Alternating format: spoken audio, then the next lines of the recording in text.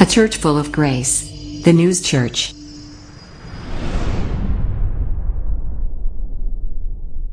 아멘. 우리 오늘 성경 본문의 말씀은 신약 성경 309쪽 갈라디아서 6장 1절로 5절의 말씀입니다.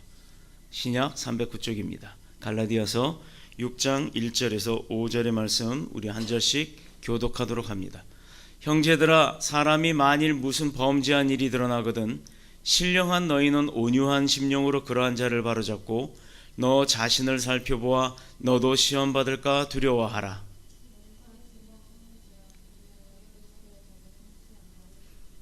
만일 누가 아무것도 되지 못하고 된 줄로 생각하면 스스로 속임이라.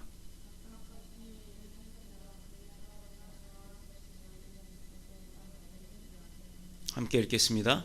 각각 자기의 짐을 질 것이라. 아멘. 살아계신 하나님의 말씀입니다.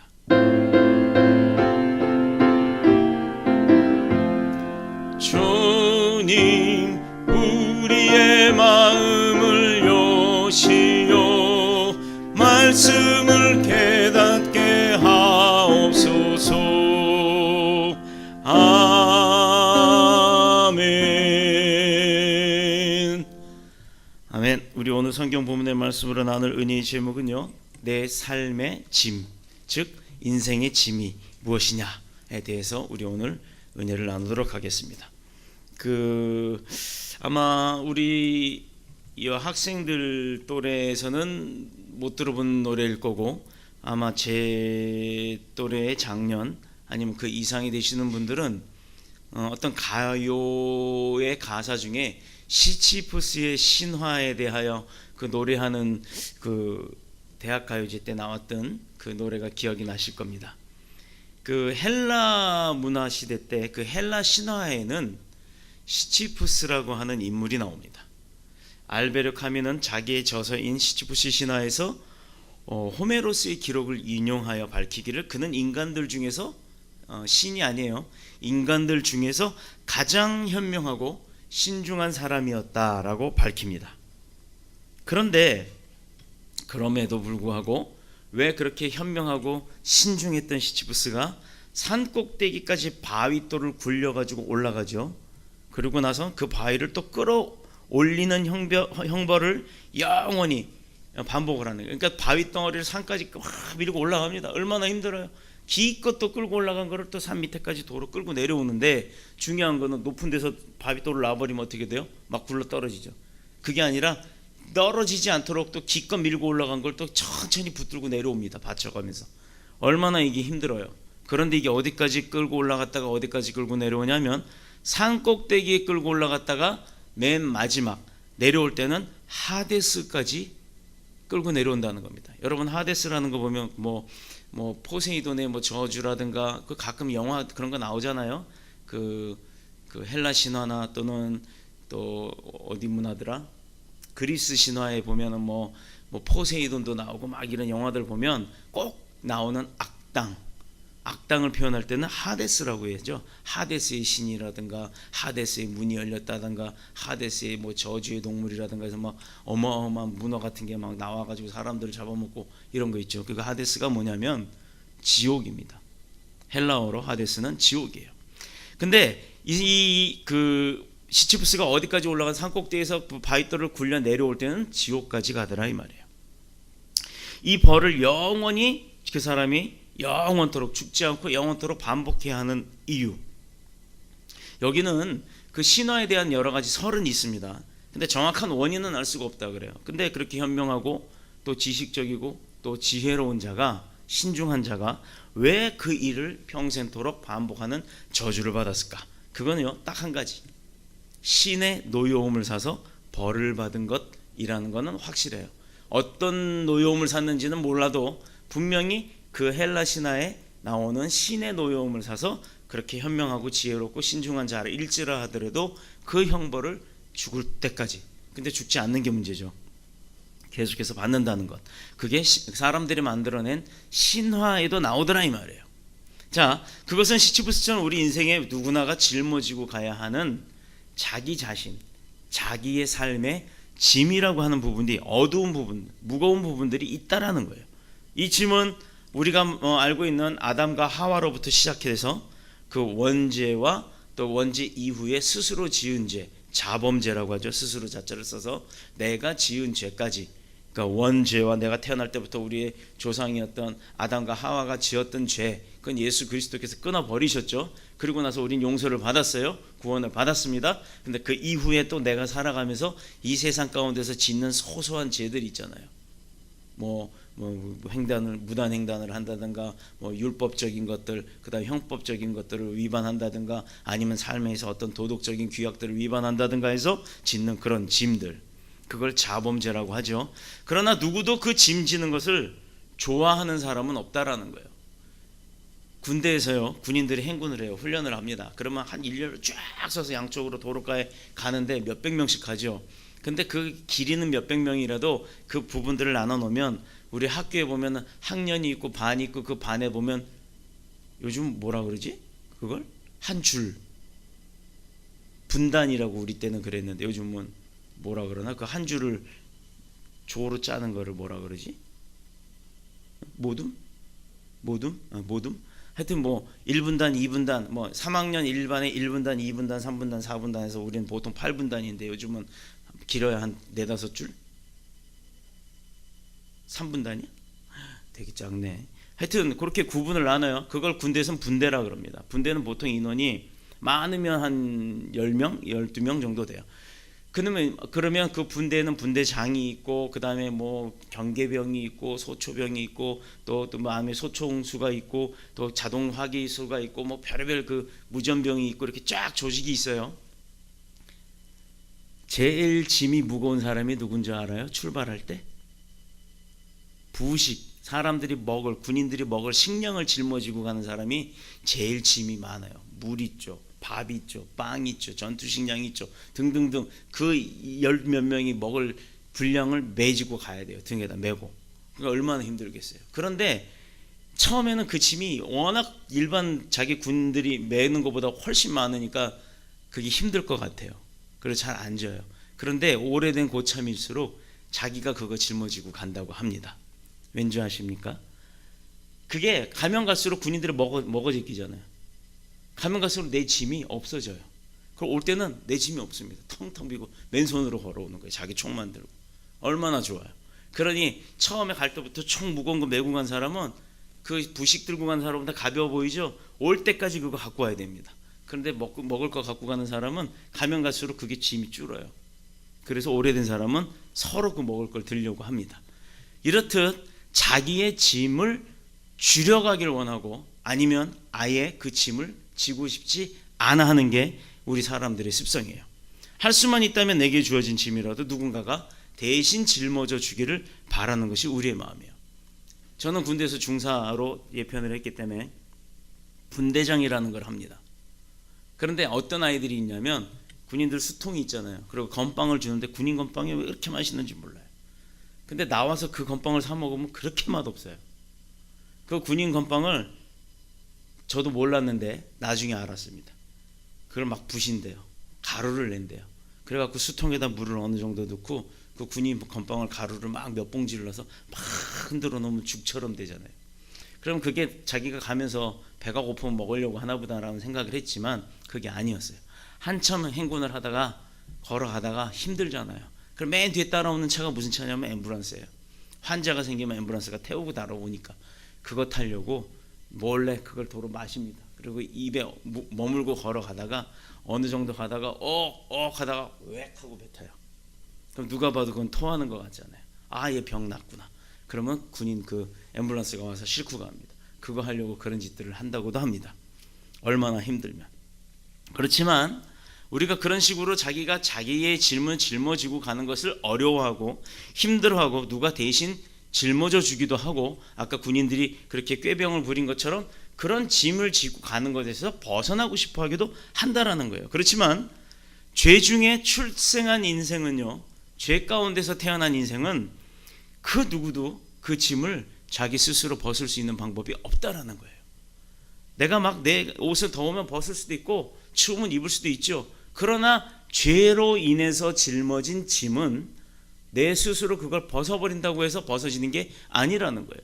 세상에서도 죄를 짓는 사람들은요, 그 죄값을 어떻게 치릅니까? 감옥이라는 곳에 가서 뭐 형벌을 받음으로 그 죄값을 치르기도 합니다. 그러나 그것은 아까 말했던 자범죄에 관한 내용이에요. 그러나 우리가 그 지었던 그 원죄는 우리 스스로가 내가 태어날 때부터 지었던 죄인데 내가 무슨 죄를 잘못했는지도 몰라요. 그렇게 태어난 사람의 인생이 무슨 그 죄를 어떻게 벗을 수 있느냐, 그건 하나님의 능력이 아닌 이상 우리는 벗을 수 없는 삶을 살아야 되는 거였어요. 그런데 예수 그리스도께서 그 삶을 벗겨주신 겁니다. 그 짐을. 심지어 오늘 본문에서도요, 2절에 보면 너희가 짐을 서로 지라 그리하여 그리스도의 법을 성취하라 라고 이렇게 말씀을 하죠.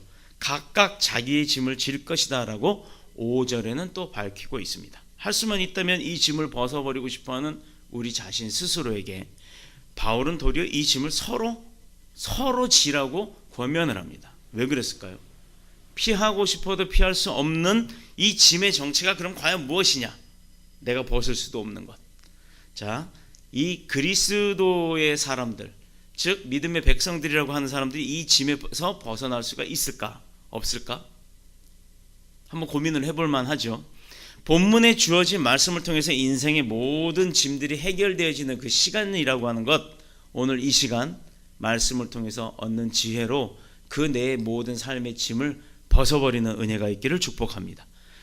너희가 짐을 서로 지라 그리하여 그리스도의 법을 성취하라 라고 하는 이 본문의 말씀에 주목을 해야 합니다. 본문 2절의 그 짐이라고 하는 것은 헬라어로 말하면 바로스예요. 바로스라고 하는 그 단어인데, 이것은 짐을 실어 나르는 물건뿐만 아니라 그 짐이라고 하는 것이 어떤 것을 등짐에 지고 이렇게 나르는 물건뿐만 아니라 그 내가 책임져야 할 일, 또 내가 하기에는 부담스러워하는 일들, 또 정신적인 괴로움, 또 시험 당하는 것들, 또 아니면 내가 원치 않았지만 뭐 갑자기 뭐 태풍이 몰려온다든가 지진이 온다든가 해서 집이 무너져 갖고 내가 그 안에 깔려 있다든가 뭐 사망을 한다든가는 그런 재난을 당하는 것까지도 내가 할 수 있는 것이 아닌 그 불가항력적인 것들, 이런 것들을 다 짐이라고 표현을 하는 겁니다. 그러고 보면 우리가 살아가는 이 인생이라고 하는 것, 삶 가운데는 정말로 이렇게 저렇게 다 따져보고 거기에 맞춰보고 말씀에 견주어보면 우리가 피할 수 없는 짐들이 얼마나 많은지 몰라요. 그런데도 불구하고 그런 짐 가운데 내가 짐덩어리가 되지 아니하고 그런 내 짐 가운데 굴레에 묶이지 아니하고 지금까지 살아올 수 있었다는 것에 대해서 하나님 앞에 감사하시기를 축복합니다. 또 결혼이라는 것을 하죠. 남녀가 누구나가 결혼이라는 걸 합니다. 결혼 안 한다고 막 입술로는 그러지만 내가 여지껏 그런 사람들이 제일 먼저 결혼하는 걸 봤어요. 많이 봤어요. 우리 조카도 그래요. 아유, 나는 이 다음에 엄마 아빠랑 평생 같이 살 거야. 내가 엄마 아빠 늙어 돌아가실 때까지 모시고 살 거야 하더니 22살에 시집 갔어요. 대학교 들어가자마자 결혼해서 걔는 대학교를 마쳤어요. 대학교 4학년 때는 애기 엄마가 됐어요. 배가 이만해가지고 학교 다녔어요.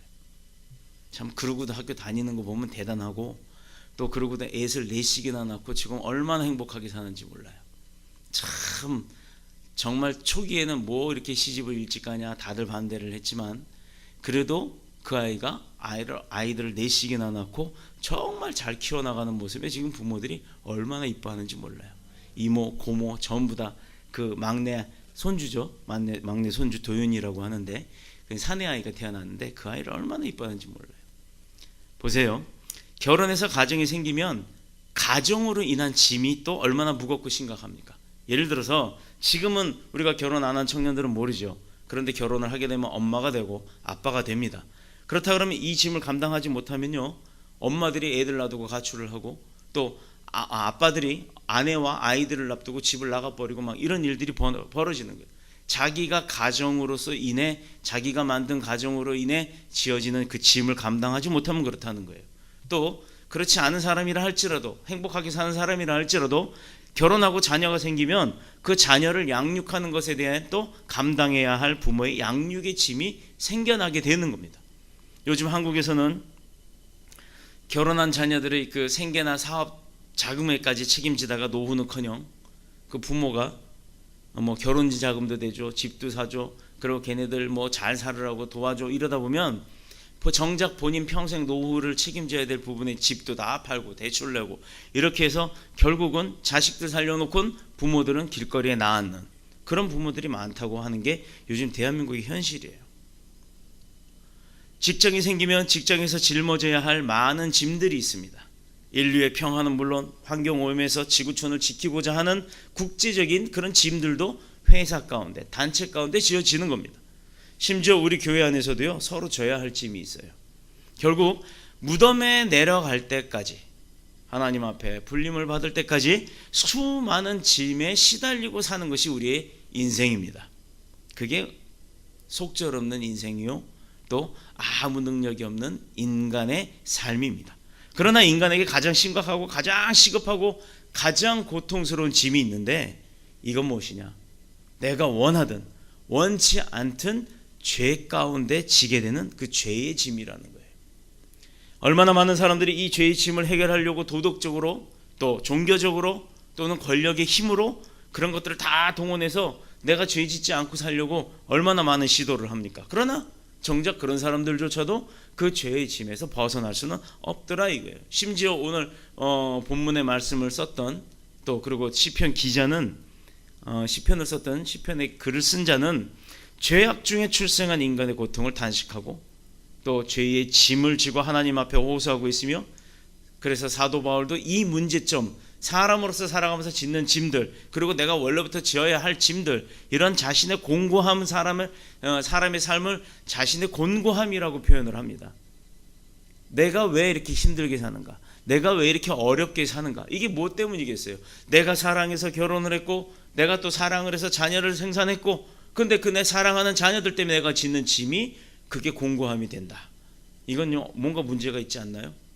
정말 내가 원해서, 정말 내가 사랑하기 때문에 그렇게 해서 만들어진 일들로 인해서 내가 그걸 짐이라고 여긴다 그러면 그 사람의 생은 그건 행복한 삶이 아닌 겁니다. 그러나 다른 짐은 몰라도요, 우리 육신과 영혼에 고통을 줄 수 있는 이 죄악의 짐은요, 인간 스스로가 해결할 수 있는 방법이 없다라는 겁니다. 다른 것들은요, 내가 돈을 더 열심히 벌어서 자녀를 양육 잘하고 좋은 대학에 보내고 좋은 집안과 결혼을 하고 이렇게 해서 자녀들이 잘 사는 거 보면 행복할 수 있습니다. 또 사회적으로 내가 도덕적으로 문제가 돼서 죄를 졌다, 그거 달게 죄값을 치르면 됩니다. 그런데 우리가 치러도 또 우리가 열심히 노력을 해도 해결할 수 없는 짐, 그것은요, 우리 스스로 할 수 없는 것. 그럴 때 주님은 우리에게 뭐라고 말씀하셨습니까? 마태복음 11장 28절에 수고하고 무거운 짐진 자들아 다 내게로 오라. 내가 너희를 쉬게 하리라. 이제 이 말의 뜻이 이해가 되시나요? 수고하고 무거운 짐진 자들아, 세상을 살면서 억압 속에, 핍박 속에, 내 노력 속에, 또 세상의 도덕적 윤리적 죄 속에 빠져있던 그런 사람들에게, 열심히 수고해도 보답이 없고 열심히 수고해도 빛이 보이지 않는 사람들에게, 그런 사람들을 다 오라고 합니다. 누가? 예수 그리스도께서 어디로? 주님의 품으로 오라 하십니다. 왜? 쉬게 하신다고요. 이것은 우리가 질 수밖에 없는 우리 스스로의 죄의 짐을 주님이 대신 져 주시겠다고 약속하시는 겁니다. 여러분의 질문, 누가 대신 져줍니까? 우리 부모님이요? 아니면 내 애인이거나 내 와이프거나 내 남편이거나 내 자녀들이? 천만에요. 이것은 누구도 져주려고 하지 않습니다. 그러나 그런 무거운 짐들을 주님께서 져주신다고 우리를 부르십니다. 그런데도 안 와요. 그런데도 안 와요. 주님 앞에 나오면 모든 짐을 주님이 대신 짊어지고 가겠다 하시는데도 안 온다는 건 얼마나 본인의 고집이 센 겁니까? 그 사람의 삶이 고통 가운데 기쁨이 있겠습니까? 어려움 가운데, 두려움 가운데 헤어나올 수 있을까요? 이것은 우리가 질 수밖에 없는 우리 스스로의 죄의 짐을 주님이 대신 져 주신다고 약속하셨기 때문에 그 약속을 지키시는 주님을 따라가기만 하면 우리에게는 그 질문 우리가 질 이유가 없다라는 거예요. 그래서 믿음이 충실한, 또 성령 충만한, 말씀의 삶이 충만한 그런 사람에게는 평안이 있다라는 겁니다. 그래서 교회 다니는 사람들 얼굴빛이 달라라고 하는 이유가 바로 거기에 있는 거예요. 그는 말씀하신 대로 주님 앞으로 나오는 자들을 위해 십자가 위에서 모든 죄의 짐뿐만 아니라 인생의 모든 짐까지도 대신 져주신다고 했어요. 무거운 짐진 자들아 다 내게로 오라 하기 이전에 뭐라고 했어요? 수고하고 세상 가운데서 열심히 노력하고 힘들게 살아가는 그런 모든 사람들과 더불어 세상의 짐을 지고 죄의 짐을 지고 있는 사람까지도 다 오라. 주님께서 대신 해결해 주신다는 겁니다. 믿으시길 축복합니다. 우리의 주님은 죄 없는 사람 부르는 게 아니에요. 죄 있는 사람을 부르는 겁니다. 나태하고 게으르고 거짓적이고 또 뭐든가 계략적으로 꾸미길 좋아하고 어떤 사람을 밟고 일어나길 좋아하는 사람들, 또 남을 험담하는 사람, 분내고 또 분당질하고 이런 모든 그런 죄 가운데 빠져 있는 사람들을 부르시는 거예요. 왜? 그 죄들로부터 벗어나게 해주시겠다고. 우리 주님은 죄 있는 자들을 부르사 십자가의 보혈로 씻음을 받게 하시고 의로움과 거룩한 사람으로 만들어 주신다는 겁니다. 우리의 주님은 약한 자를 부르사 그들을 말씀으로 강하게 만들어 주시고 또 말씀 가운데 능력 있는 자 되게 하시고 또 그들을 그렇게 세워서 쓰시는 것에 기뻐하시고 만족하시는 분이에요. 하나님께로 오라, 주님께로 오라, 오기만 하면 해결된다라고 하잖아요. 그런데 해결되고 난 다음에 하나님이 뭘 원하세요? 나를 위해서 열심히 일하라. 어떻게 일하는 겁니까? 우리는 복음을 전하는 자들이 되면 됩니다. 다른 거 없어요. 예수만 자랑하면 됩니다. 나 자랑, 내 집 자랑, 내 회사 자랑, 내 가족 자랑, 내 교회 자랑이 아니라 예수 그리스도 자랑만 하면 됩니다. 그걸 원하시는 거예요. 그것만 해다고라고 하십니다. 그것만 하면 나머지는 다 해결해 주시고 나머지는 하나님께서 다 이끌어 주신다고 하는 겁니다. 그런데도 그걸 안 해서 문제라는 거죠. 죄로 말미암아서 하나님의 형상을 잃어버린 우리로 하여금 우리에게서 예수 그리스도의 향기가 나야 되는데 우리에게서 악취가 나고 우리에게서 구취가 나고 우리에게서 사람들이 꺼려하는 냄새들이 난다 그러면 그 죄악의 냄새가 나고 지옥의 냄새가 난다면 누가 좋아하겠습니까? 성령의 도우심으로 하나님의 자녀로 주님은 우리를 삼으신 줄을 믿습니다. 그 위에 이제는 스스로 져야 할 자기 자신의 짐조차 감당하지 못하고 힘들어서 지쳐서 쓰러지고 넘어지는 때로는 그 짐을 버리고 도망가고 싶어 할 정도로 그렇게 어렵게 사는 우리를 부르시는 거예요. 그래서 주님 품에 돌아오기만 하면 참된 쉼과 참된 자유와 능력을 주신다는 겁니다. 그리고 우리에게 명하시기를 너희가 짐을 서로 지라 그리하여 그리스도의 법을 성취하라. 이 말씀은 다시 말하면 우리의 죄의 짐과 인생의 무거운 짐들을 주님이 대신 져 주실 테니까 우리를 새 사람 되게 한 이후에 이제는 다른 사람의 짐을 우리가 대신 져줄 수 있는 능력을 주신다고 하니까 그들을 보살필 수 있는 힘을 주신다고 하니까 우리가 가서 주 예수 그리스도의 이름으로 그 복음의 사랑으로 보혈의 사랑의 능력으로 그들을 보듬고 그들을 이끌어 오라는 얘기예요. 여기서 그리스도의 법이 뭐죠? 그리스도의 법, 주님이 돌아가심으로 인해서 세운 게 뭡니까? 십자가에 달려 그 피를 흘려 돌아가심으로 인해 우리에게 구원을 허락하셨어요. 그렇다 그러면 주님이 우리를 얼마나 사랑하셨길래 본인의 목숨까지 내놓으셨습니까? 이것은요, 그리스도께서 세우신 법은 그냥 십자가의 사랑 그거 이외에 없는 겁니다. 누구를 사랑해요? 우리를. 조건 없이 주님의 자녀를 사랑하니까. 부모가 자녀를 사랑하듯이 주님도 우리를 사랑하시는 겁니다. 다시 말해서 이 법은 제도화된 어떤 법률에 적혀 있는 그런 성문법이 아니라 사람과 사람 사이에서 서로가 서로의 짐을 나누어지는 사랑의 행위, 위로하고 고통받는 자들에게 그 고통을 나누어지는 그런 행위들을 말하는 것입니다. 주님은 몸소 제자들의 발을, 그 더러운 발을 씻기셨어요. 여기서 우리가 발 씻겨주셨다 하면 우리는 어떤 생각하냐면요, 운동화 신고 구두 신고 하루 종일 돌아다니면서 양말에서 땀 냄새 나고 양말에서 막 고린내 나고 그런 땀난 발을 물로 씻어준다는 생각을 하죠. 냄새만 날 뿐 더럽지는 않잖아요. 그런데 우리가 이스라엘 사람들을 한번 생각해 봅시다. 고무바닥도 아니에요. 면피바닥, 가죽바닥을 놓고 그 바닥을 그냥 밟고 다닐 수가 없으니까 양옆에 구멍을 뚫어서 그 바닥에 끈을 끼워가지고 발목에서부터 거의 무릎 정갱이까지 끈을 막 묶어갖고 다닙니다. 그러면 발바닥만 가죽이니 발꼬락부터 발등이며 발목이며 정강이까지 무릎까지 걸어 다닐 때 그 먼지 바닥에 그 먼지가 안 묻겠어요? 더더욱이 발에서 땀도 나는데 그 땀난 데다가 축축한 데다가 그 흙먼지가 묻었으니 얼마나 더럽습니까? 지금 우리가 생각하는 그 냄새나는 발보다 훨씬 더 더러운 거예요. 그런데 그 발을 아무 말 없이 주님께서 왕으로 오신 분이 우리들의 발을 씻겨주셨다는 거예요. 이게 아무나 할 수 있겠습니까? 교회에서도 가끔 행사들 하죠. 세족식이라고 해서 의자에다가 촛불 켜놓고 분위기 팍 잡은 다음에 세숫대에 따뜻한 물 갖다 놓고 목사님이나 장로님이나 권사님들이 더 무릎 꿇고 앉아서 그 발을 닦아줍니다. 그럴 때요, 그게 어떤 형식적인 것 같지만 발을 닦임을 받는 그 앉아있는 사람들은요, 죄다 눈물을 펑펑 흘려요. 왜 흘리게 되는 줄 아세요? 내가 태어나서 나 어렸을 적에 내 부모가 내 발 씻겨준 이후로 다른 사람이 그 내 발, 더러운 발을 씻겨주는 일이 없었기 때문에 그것에 감동하고 그 사랑에 고마워서 눈물을 펑펑 흘립니다. 어떤 세족식을 가봐도 울지 않는 사람 못 봤어요. 왜 그러느냐? 내가 받아본 사랑 중에 최고의 사랑을 받아보기 때문에. 받아본 자만이 베풀 수가 있습니다. 돈이 있는 사람이 쓸 줄 아는 거예요. 배운 사람이 그 지식을 활용합니다. 못 배운 사람이 뭐를 알아서 그 지식을 씁니까?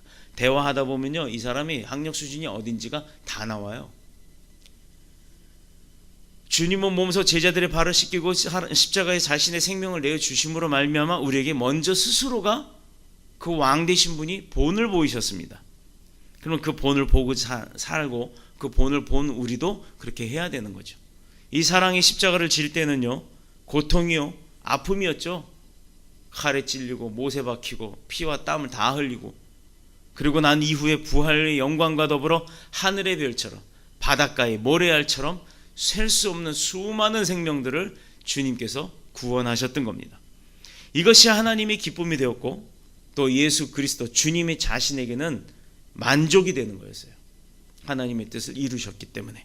그러므로 오늘 본문을 통하여 주님은 우리에게도 이제 무엇을 명령하십니까? 남들을 위한 십자가의 짐을 지라고 명령을 하시는 겁니다. 그렇습니다. 인간관계라는 건요, 서로가 서로의 짐을 대신 져주고 함께 져줄 때 아름다운 관계가 형성을 하는 거예요. 계산하지 마세요. 어떤 것을 계측하지 마세요. 그것은 나만 계산하고 나만 계측하는 것 같지만 그 상대는 더 먼저 합니다. 아, 이 사람이 계산을 하는구나라는 건 그 상대가 먼저 알아요. 왜 그러느냐? 그 상대는 마음을 열고 보기 때문에 그 사람의 생각과 모습과 그 심령 속의 마음이 다 드러나게 보이는 겁니다. 바로 그것은요, 주님과 우리가 사랑으로 묶여졌던 것처럼 주님께서 부르신 또 주님의 사랑으로 묶여진 그 사람들은요, 어떻게 보면 육신의 가족보다도 더한 믿음의 가족이 되는 거예요. 그래서 안타깝고, 그래서 마음 아프고, 그래서 눈물 나고 하는 겁니다. 우리들의 관계도 이 사랑으로 묶여진 관계예요. 우리 더 뉴스 복음교회 모든 성도들이 하나의 사랑 안에 묶여져 있는 관계입니다. 때로는 혼도 내고, 때로는 질책도 하고, 때로는 오해도 해서 마음도 아프고 서운하기도 합니다. 그러나 그것은 외향적인 것 뿐이에요. 그 마음에 본질적으로 돌아가면 누구보다도 또 어떤 사람보다도 서로가 서로를 더 이해하고 더 사랑하게 되는 겁니다. 보여지는 것과는 다르죠. 또 위치적으로 자기들이 해야 할 위치가 다르기 때문에 보여지는 것이나 느껴지는 건 다를 수 있으나 그 안에 본질적인 것은 예수 그리스도의 사랑이라는 겁니다. 잘못하면 혼내야죠. 잘못하면 혼납니다. 저도 마찬가지예요. 또 우리 여기 학생들도 있고, 때로는 각 교회에서 섬기시는 장로님들도 있고 권사님들도 있고 많죠. 부교역자들도 있어요. 목사님들이라고 안 혼나는 거 아니에요. 목사들도 잘못하면 혼납니다. 하나님으로부터 철저하게 혼납니다. 이 손가락이 살이 뚝 떨어져 나갔는데 이건 나중에 광고 시간에 설명을 하겠습니다. 본문은 이렇게 사랑으로 묶여진 예수 그리스도의 관계를 설명해요. 알기 쉽게 설명하고 있는 거예요.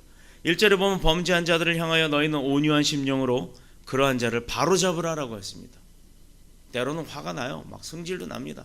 왜? 사람이기 때문에. 그러나 성질 난다고 성질 나는 대로 다 하면 인간관계는 끊어지는 겁니다. 그 안에 예수 그리스도의 사랑을 심어야 하는 거예요. 문제 있는 사람을 미워하고 감시하고 비판하는 것 누구나 할 수 있어요. 그러나 믿음의 백성은 그러지 않습니다. 어떤 목사님들 그러죠. 교회를 떠나면 막 저주합니다. 너 우리 교회 떠나서 다른 교회 가봤자 너 잘 될 것 같으냐? 네 인생이 힘들어질 거다. 막 저주하는 분들이 있어요. 근데 저는 저주하지 않습니다. 그래서 그런가요? 교회를 떠났던 분들이 다시 오고 싶다고 해요.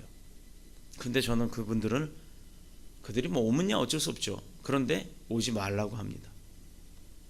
그냥 지금 섬기던 교회 더 열심히 섬겨보라고. 그러면 우리 교회보다 훨씬 좋을 거라고.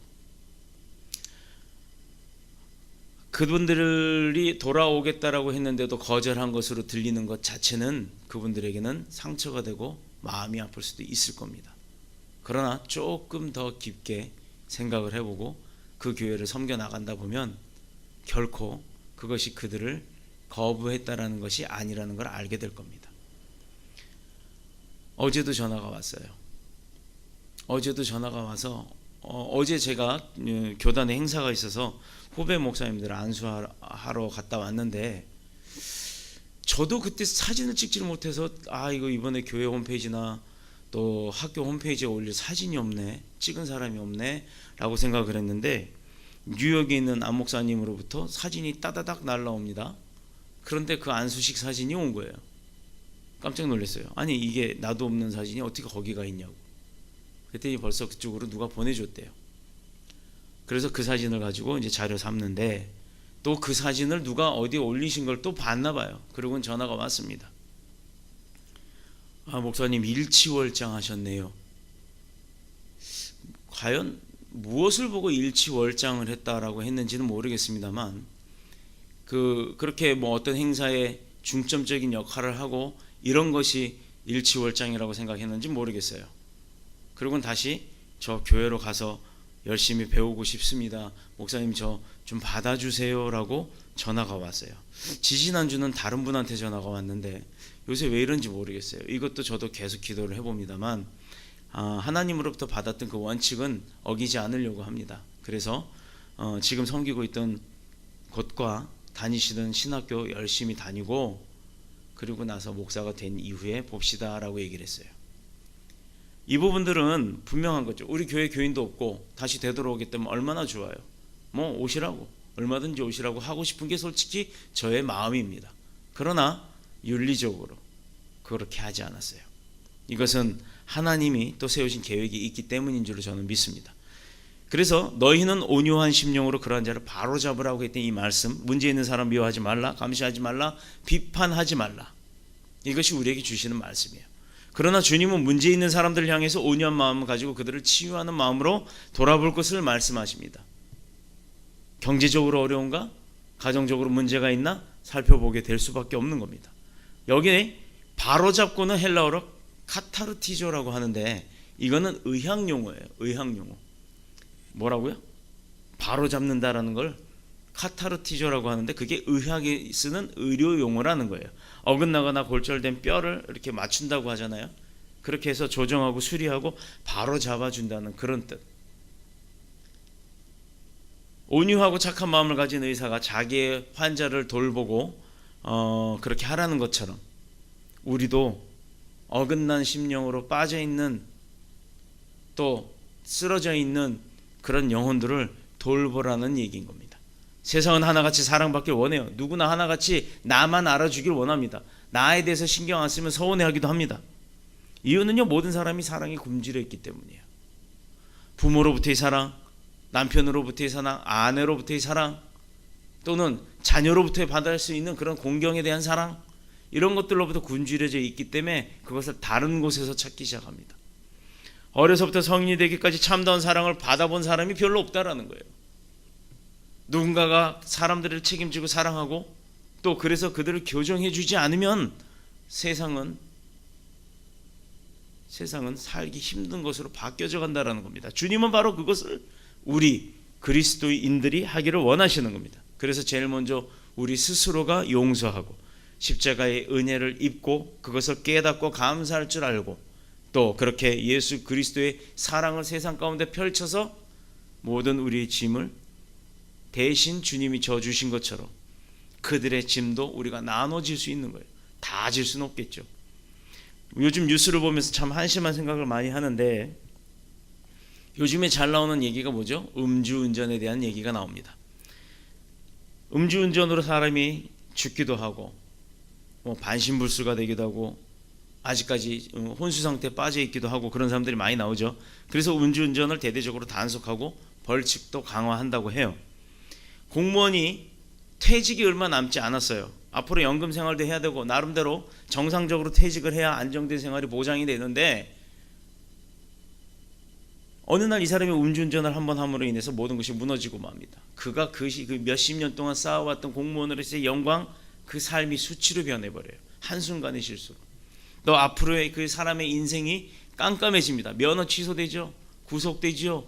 공무원으로서의 품위 유지에 대한 의무 위반이라고 하는 공무원들은 그런 법이 있어요. 각각의 공무원들이 이제 다 다르긴 하지만 각각의 공무원으로서의 그 직무집행법에 보면 공무원으로서의 삶의 품위 유지라고 하는 게 있습니다.